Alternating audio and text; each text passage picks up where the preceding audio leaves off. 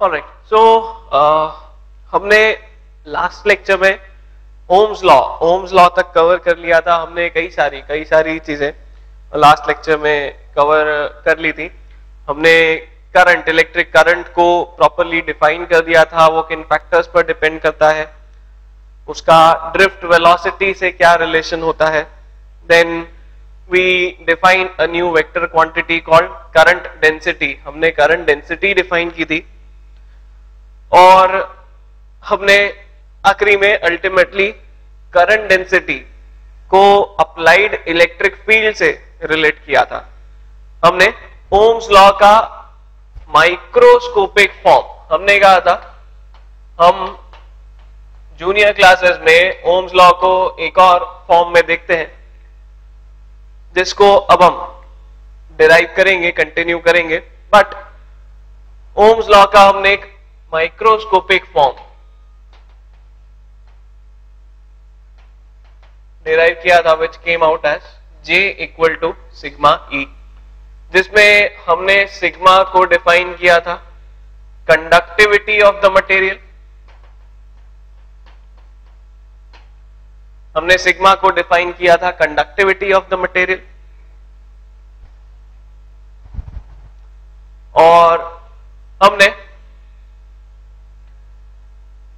यहां पर ये कहा था that this conductivity is the property, is the factor which actually decides whether a material is a good conductor, is it an insulator or is it a semiconductor।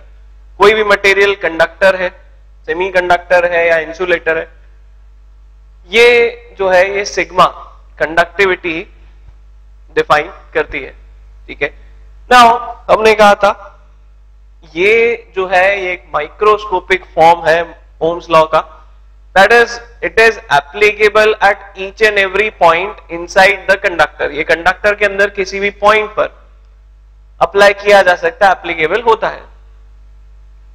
Now we want to derive this Ohm's law in a macroscopic form, मतलब जब हम conductor को as a whole, ठीक है, पूरे conductor को एक साथ जब हम स्टडी करें, ठीक है, उसके एक पार्टिकल को एक पॉइंट को सेपरेटली नहीं, पूरे कंडक्टर को एक साथ जब हम वहां स्टडी करें, एनालाइज करें, तो हमें क्या रिलेशनशिप मिलती है, तो हमें वहां पर क्या फैक्टर्स मिलते हैं जिन पर करंट डिपेंड करता है।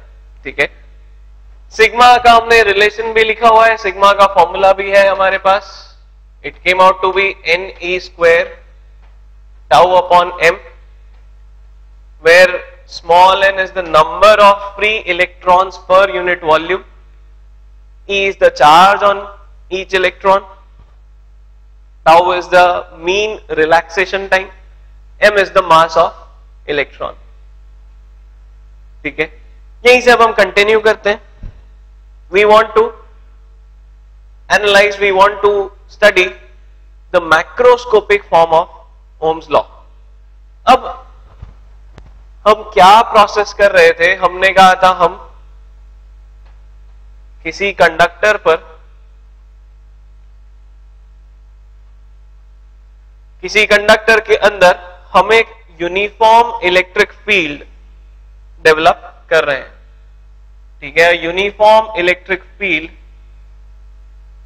was set up inside the conductor, due to which a current density developed inside the conductor। Conductor के अंदर इस इलेक्ट्रिक फील्ड की वजह से एक करंट डेंसिटी डेवलप हो गई थी। Now we say that this electric field is to be assumed uniform, इसे हमें यूनिफॉर्म इलेक्ट्रिक फील्ड अज्यूम करना है। Now if a field is uniform, हमने इलेक्ट्रोस्टैटिक्स में एक रिलेशन बताया हुआ है, we can find the potential difference between any two points in a uniform electric field. किसी भी यूनिफॉर्म इलेक्ट्रिक फील्ड के कोई भी दो पॉइंट्स के बीच में हम पोटेंशियल डिफरेंस लिख सकते हैं, बता सकते हैं।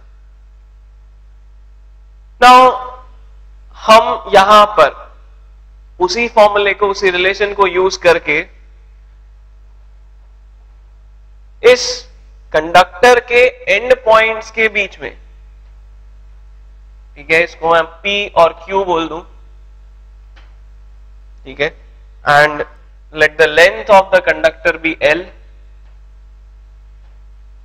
It's uniform cross sectional area A, ठीक है, उसका कुछ uniform cross sectional area A है।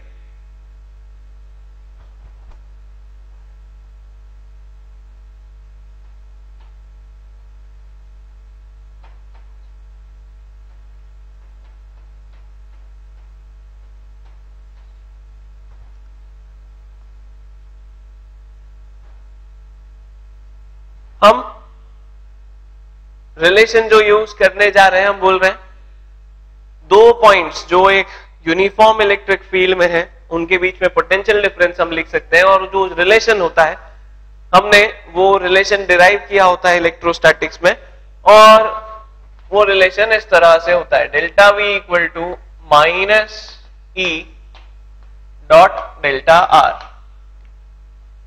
ठीक है। वेक्टर्स में लिखें तो हम इस तरह से लिखेंगे, in simple words we can say that the potential difference between P and Q will be equal to the magnitude of electric field into the distance between P and Q।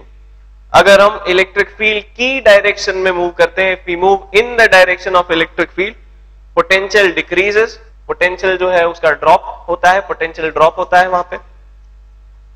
P will be at a higher potential, Q will be at a lower potential. The potential difference between these 2 points will be equal to E into L.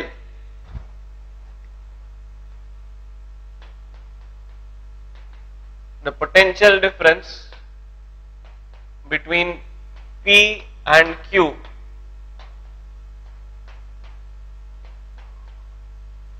will be V equal to E into L.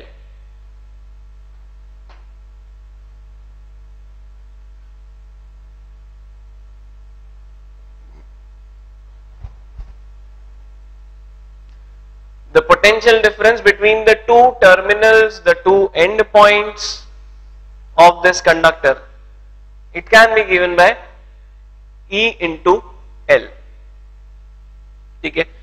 Now हम potential difference के terms में क्यों बात करना चाह रहे हैं, because जब हम मैक्रोस्कोपिक बात करेंगे, when we are talking about current, electric current in macroscopic terms, तो हम इलेक्ट्रिक फील्ड के टर्म्स में बात करने के बजाय वोल्टेज के टर्म्स में, पोटेंशियल डिफरेंस के टर्म्स में बात करेंगे, because the instruments which we have they easily measure the potential difference between any 2 points of a conductor। किसी भी कंडक्टर के 2 पॉइंट्स के बीच में पोटेंशियल डिफरेंस मेजर करना, पोटेंशियल डिफरेंस बताना बहुत सिंपल होता है। जो हमारे पास सोर्सेज होते हैं इलेक्ट्रिक करंट सप्लाई करने के लिए, जनरेटर्स होते हैं, हमारे पास बैटरीज होती है, उनमें भी हमेशा पोटेंशियल डिफरेंस जो है स्पेसिफाइड होता है। सो इसीलिए हम यहां पर मैक्रोस्कोपिक फॉर्म जब ओम्स लॉ का बताने जा रहे हैं, we want to talk in terms of potential difference across the conductor, ठीक है। This V is the potential difference across the conductor.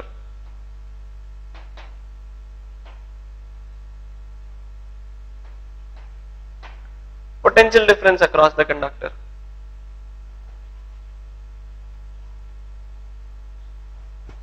ठीक है। नाउ हम इस पोटेंशियल डिफरेंस के टर्म्स में अब ओम्स लॉ को लिखना शुरू करें। J is again, current density is again something which is a microscopic quantity, ठीक है। वो माइक्रोस्कोपिक लेवल पर ही उसका सिग्निफिकेंस होगा। किसी भी पॉइंट पर करंट डेंसिटी हम बता सकते हैं, स्पेसिफाई कर सकते हैं। Again, macroscopic quantity related to current density is therefore definitely electric current। हम इलेक्ट्रिक करंट इजीली मेजर कर सकते हैं मैक्रोस्कोपिक टर्म्स में। हम हमेशा इलेक्ट्रिक करंट की बात करेंगे। उसमें भी हमें रिलेशन पता है, हमने कहा था J can be written as I upon a, सिर्फ मैग्नीट्यूड की अगर हम बात करें, और स्पेसिफिकली इसी केस में अगर हम बात करें, ठीक है, the current is steady, the area of cross section is uniform, हम ऐसा ही कोई एरिया लेंगे जो इस करंट के परपेंडिकुलर हो, जो इस करंट के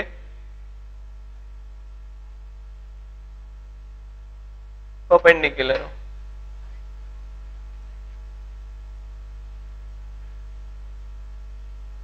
ठीक, तो ये और ये वैल्यू अगर हम हमारे ओम्स लॉ के माइक्रोस्कोपिक फॉर्म में पुट कर दें तो हमें क्या मिलेगा वो देखें हम। J equal to N E square tau upon M, ये हमारे पास रिलेशन था, इनटू ई। ठीक है, अब मैं स्केलर टर्म्स में ही बात कर रहा हूं because current and potential difference both are scalar quantities. J equal to I upon A, J equal to I upon A, and ये ब्रैकेट वाला फैक्टर तो ऐसा का ऐसा, E is equal to V upon L, E जो है वो V upon L है।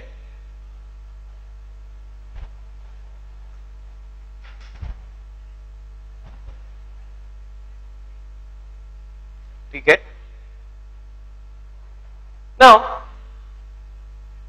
इसको हम थोड़ा सा रीअरेंज करें ताकि हमें हर टर्म का क्या क्या सिग्निफिकेंस है वो क्लियरली दिखने लगे, समझ में आने लगे। ठीक है, मैं इस चीज को अरेंज करता हूं, रीअरेंज करता हूं थोड़ा सा, एंड जो इक्वेशन है वो हमें कुछ इस तरह की दिखने लगेगी।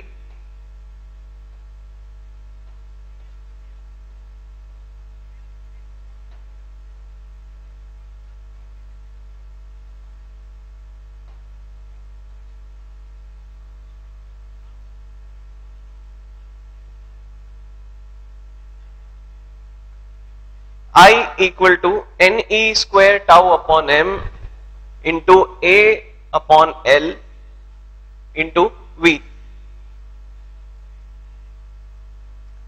ठीक है सब कुछ प्रोडक्ट में ही। मैंने इस तरह से इस इक्वेशन को, इस रिलेशन को क्यों लिखा है उसको समझने की कोशिश करें। ठीक है, मैंने यहां पर जानबूझकर इस चीज को ब्रेक कर करके इस तरह से अलग अलग टर्म्स में क्यों लिखा है, because everything has a different significance, everything has a different dependence. हर चीज का एक अलग सिग्निफिकेंस है, हर चीज का एक अलग डिपेंडेंस होगा। यहां पर दिस फैक्टर, ये जो फैक्टर है यहां पे, ये जो फैक्टर है N E square tau upon M, ये हम बता चुके हैं, it depends only on temperature and material. So this is the property of material.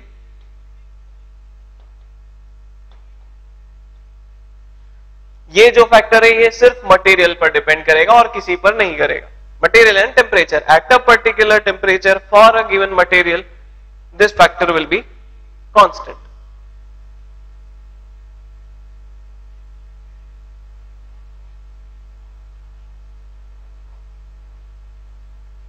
ठीक है, A अपॉन एल, ये जो हमें टर्म दिख रहा है, A अपॉन एल, ये जो हमें टर्म दिख रहा है, ये किस पर डिपेंड करेगा? This will only depend on the shape and size, the shape and size of the conductor. ये केवल कंडक्टर के शेप साइज पर डिपेंड करेगा।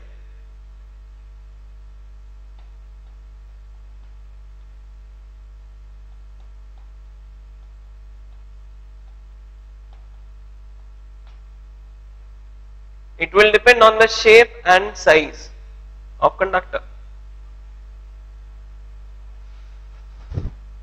V, जो भी हमने वोल्टेज लगाया, जो भी हमने पोटेंशियल डिफरेंस लगाया, it will depend on the source. ये सिर्फ और सिर्फ सोर्स पर डिपेंड करेगा।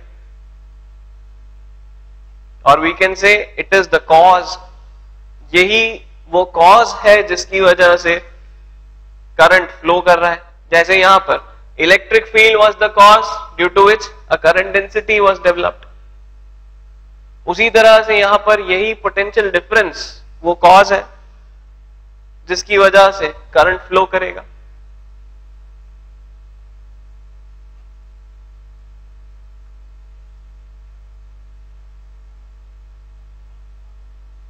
ठीक है, तो इस जगह पर कई बार जो है इस जगह पर इसे इस फॉर्म में भी लिखा जाता है, कई बार इस कांस्टेंट को इस जगह पर ले जाकर भी लिखा जाता है, because there is always a conflict कि कॉज कौन है और इफेक्ट कौन है। पोटेंशियल डिफरेंस कॉज है या करंट कॉज है? पोटेंशियल डिफरेंस लगाने से करंट फ्लो होता है या करंट के फ्लो होने से पोटेंशियल डिफरेंस आता है?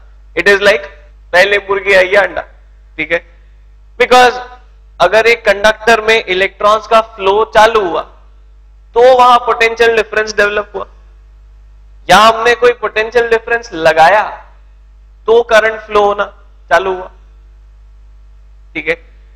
जो हम यहां पर इसे किसी भी फॉर्म में लिख सकते हैं, या तो हम I equal to this constant into V ऐसा लिख सकते हैं, या फिर हम इसे V equal to m upon n e square tau into L upon A into I ऐसा भी लिख सकते हैं।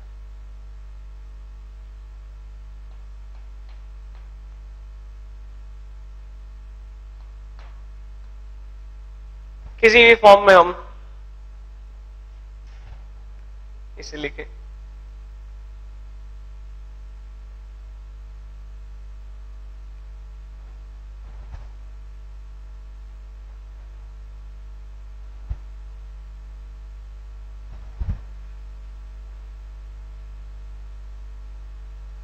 ठीक है, नाउ ये बड़े ब्रैकेट में, स्क्वायर ब्रैकेट में जो पूरा टर्म लिखा है, इस टर्म को हम कांस्टेंट बोल देंगे फॉर अ पर्टिकुलर कंडक्टर। किसी पर्टिकुलर ऑब्जेक्ट के लिए, किसी पर्टिकुलर कंडक्टर के लिए at a fixed temperature this term, this quantity should remain constant. ये जो पूरा फैक्टर है ये कांस्टेंट रहना चाहिए। अब फिर से इसका सिग्निफिकेंस क्या होगा अगर हम बोल रहे हैं कि ये चीज कांस्टेंट है, ठीक है, अगर हम बोल रहे हैं कि ये चीज कांस्टेंट है तो इसका सिग्निफिकेंस क्या होगा, ये चीज हम समझे। यही फैक्टर डिसाइड करेगा कि सेम वोल्टेज लगाने पर अलग अलग मटेरियल में हमें करंट कितना मिलता है। If this factor is large for a material, for an object, then current will be low because हम potential difference constant लगा रहे हैं। अगर ये फैक्टर कम है तो करंट ज्यादा होगा, ठीक है। हम क्या कर रहे हैं, हम दो ऑब्जेक्ट्स में अगर कंपैरिजन करें, we are saying we are applying the same voltage on two different objects, two different materials. जिसके लिए ये फैक्टर ज्यादा होगा उसके लिए करंट कम होगा, जिसके लिए फैक्टर कम होगा उसके लिए करंट ज्यादा होगा, ठीक है। तो हम यहां पर ये ऑब्जर्वेशन देखते हुए, ये एनालिसिस देखते हुए हम इसे कुछ नाम दे देते हैं। हम इस ब्रैकेट में लिखी हुई टर्म को कुछ नाम दे देते हैं। We call it resistance. हम इसे ऑब्जेक्ट की, मटेरियल की रेजिस्टेंस बोल लेते हैं। Why resistance? बिकॉज ये रेजिस्टेंस जितना ज्यादा होगा करंट उतना ही कम होगा। So we say that resistance is the property of any material to resist the flow of current. ये जो टर्म यहां लिखा है ये करंट के फ्लो को अपोज करता है।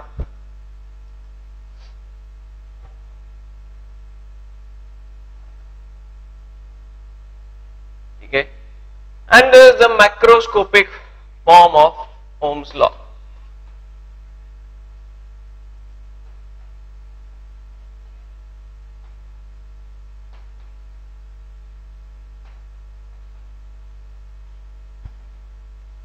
This is the macroscopic form of Ohm's law.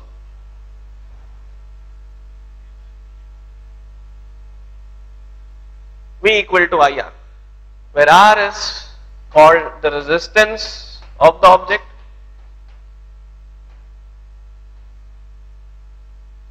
R is called the resistance of the object, which is the property which opposes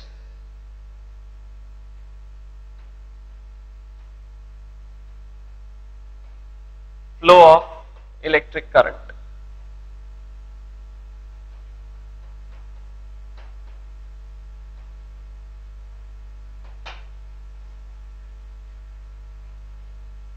Property of an object, property of a conductor which opposes flow of electric current. हम यहाँ conductor word ना use करें because this property can definitely be extended to any material. इसको हम conductor, insulator, semiconductor किसी के लिए भी extend कर सकते हैं. So we should rather say it is the property of any object to resist the flow of electric current, to oppose the flow of electric current.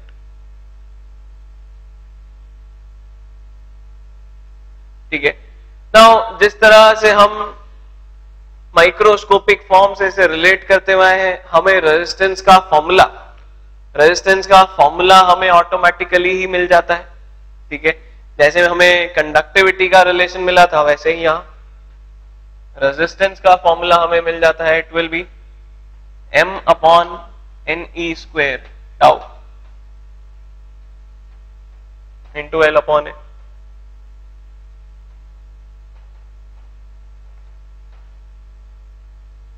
Now notice that this factor, ये factor जो है ये actually किसी भी material के लिए constant होगा, और अगर हम ध्यान दें तो ये 1 अपॉन सिग्मा ही लिखा हुआ है, ये 1 अपॉन सिग्मा लिखा हुआ है. Still we give it a new name, हम इसे एक नया नाम दे देते हैं. हम रेजिस्टेंस का फॉर्मूला इस तरह से लिख देते हैं, R is equal to rho L upon A, where rho is defined as resistivity of the material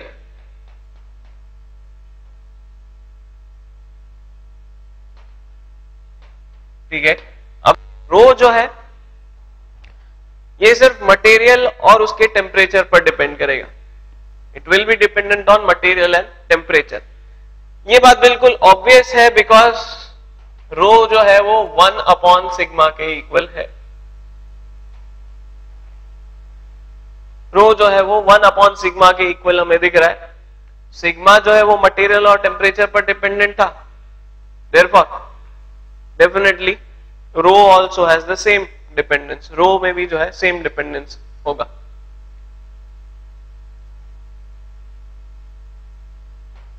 ठीक है. सो ओम्स लॉ का मैक्रोस्कोपिक फॉर्म, यहां पर जो ये कांस्टेंट आ रहा है ये हमें बता रहा है कि कोई मटेरियल, कोई ऑब्जेक्ट करंट को कितना रेजिस्ट करेगा, कितना अपोज करेगा. Higher the value of resistance, more is the opposition to current, lesser will be the value of current. Resistance किन फैक्टर्स पर डिपेंड कर रही है वो फॉर्मूले से बिल्कुल ऑब्वियस हो जाता है. It depends on the material, it is directly proportional to length of the conductor, it is inversely proportional to area of cross section.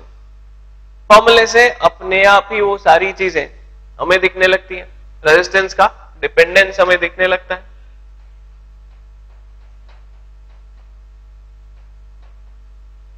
ठीक है. It depends on material, it depends on length of the conductor और the material. R is directly proportional to L. It depends on area of cross section. Since is inversely proportional to area of cross section. हम उसे voltage और current से define कर रहे हैं, definitely it must be a scalar quantity. Current sorry resistance definitely एक scalar quantity है।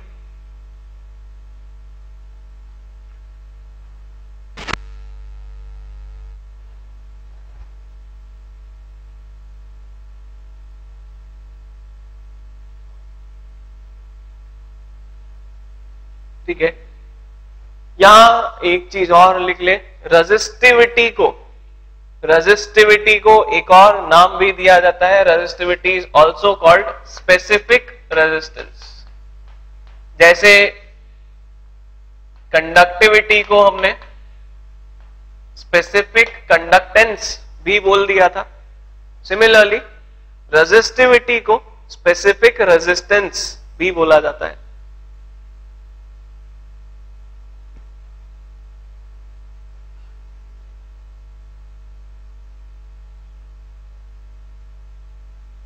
ठीक है,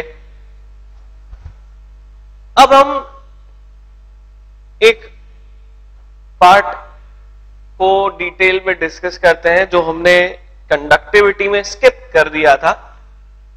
कंडक्टिविटी की यूनिट, रेजिस्टेंस की यूनिट, रेजिस्टिविटी की यूनिट, इन सभी चीजों की यूनिट हम डिफाइन करते हैं। कंडक्टिविटी में हमने उसे स्किप कर दिया था बिकॉज जो यूनिट होती है वो रेजिस्टेंस से ही डिफाइन होती है, हम रेजिस्टेंस की यूनिट से ही उसकी यूनिट्स को डिफाइन करते हैं। हम एक बार सारी चीजों की यूनिट्स देख लें। सबसे पहले हम रेजिस्टेंस की ही यूनिट को डिफाइन करते हैं। यहां से रेजिस्टेंस की यूनिट जो हमें दिखेगी, it will be volt upon ampere. Volt upon ampere को ओम डिफाइन कर दिया जाता है। ठीक है, in honour of the scientist, scientist के ही नाम पर कैपिटल ओमेगा से हम उसे रिप्रेजेंट करते हैं, ओम इस यूनिट का नाम हो जाता है। ठीक है, the unit of resistance is ohm. Again हम यहां पर कहीं पे भी कभी भी सीजीएस यूनिट्स यूज नहीं करते, we rather use kilo ohms, mega ohms, milli ohms. ठीक है, हम इस तरह की यूनिट्स यूज करना यहां प्रेफर करते हैं। रेजिस्टेंस की यूनिट से ही रेजिस्टिविटी की यूनिट डिफाइन हो जाएगी। रेजिस्टिविटी की यूनिट हम देख लें, ohm into metre square upon metre, ohm into metre square upon metre. तो हमें यहां रेजिस्टिविटी की यूनिट भी मिल जाती है, it will be ohm metre. वो जो है ओम मीटर हो जाएगी।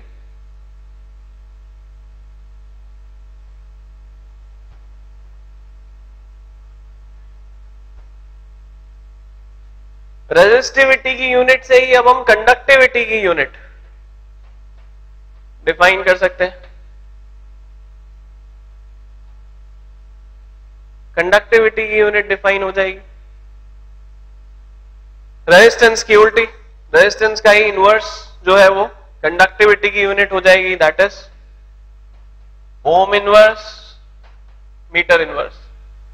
ओम इनवर्स मीटर इनवर्स को इस तरह से भी लिख दिया जाता है, मोह पर मीटर, ओम का उल्टा करके OHM का उल्टा करके MHO कर दिया। और कंडक्टिविटी की यूनिट को हम इस तरह से मोह पर मीटर, MHO, मोह पर मीटर, ओम का उल्टा लिख दिया हमने और इस तरह से कर दिया। ठीक है, मोह की जगह यहां पर एक और यूनिट भी यूज की जाती है, हम ओम इनवर्स को हम सीमेंस भी लिखते हैं।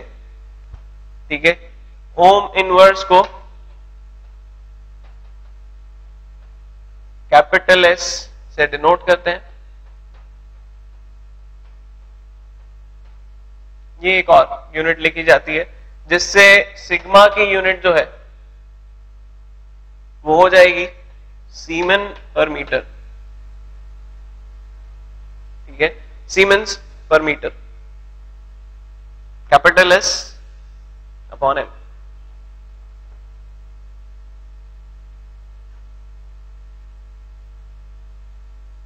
ठीक है, इनफैक्ट हम जैसे रेजिस्टिविटी का उल्टा कंडक्टिविटी बता रहे हैं, वैसे ही रेजिस्टेंस का इनवर्स जो है वो कंडक्टेंस डिफाइन कर दिया जाता है।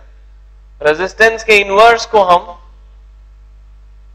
कंडक्टेंस डिफाइन कर देते हैं, कैपिटल जी से उसे डिनोट करते हैं, and it is nothing but 1 upon are.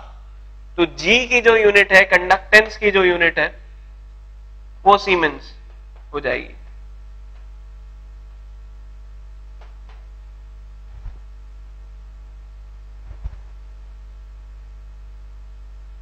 ठीक है, जैसे हम कंडक्टिविटी का उल्टा रेजिस्टिविटी बता रहे हैं, रेजिस्टिविटी का उल्टा कंडक्टिविटी, वैसे ही रेजिस्टेंस का इनवर्स जो है वो कंडक्टेंस डिफाइन कर दिया जाता है।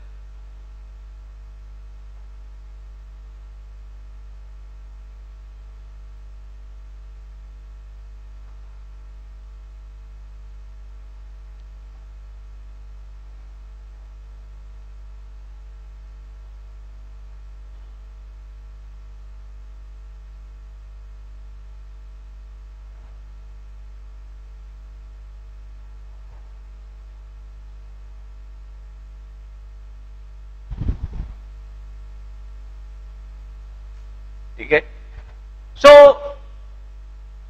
इस तरह से हम ओम्स लॉ का एक मैक्रोस्कोपिक फॉर्म डिफाइन करते हैं, उसका एक मैक्रोस्कोपिक फॉर्म यहां डिफाइन करते हैं। एंड यही फॉर्म जनरली यूज किया जाएगा थ्योरी में, क्वेश्चंस में। J equal to sigma E जो माइक्रोस्कोपिक फॉर्म हमने बताया है, इसका रेयरली हम कहीं पर यूज करते हैं, बिकॉज प्रैक्टिकली हमें जो है सर्किट सॉल्व करने होते हैं, हमारे पास डिवाइसेस होंगे, कंडक्टर्स होंगे, उन्हें हमेशा हमें एक मैक्रोस्कोपिक पॉइंट ऑफ व्यू से ही देखना होता है। ठीक है, सो मोस्टली हम यही फॉर्म यूज करेंगे, हम हमेशा उसका मैक्रोस्कोपिक फॉर्म ही यूज कर रहे होंगे। ओम्स लॉ का माइक्रोस्कोपिक फॉर्म जो है वो रेयरली कभी यूज किया जाएगा।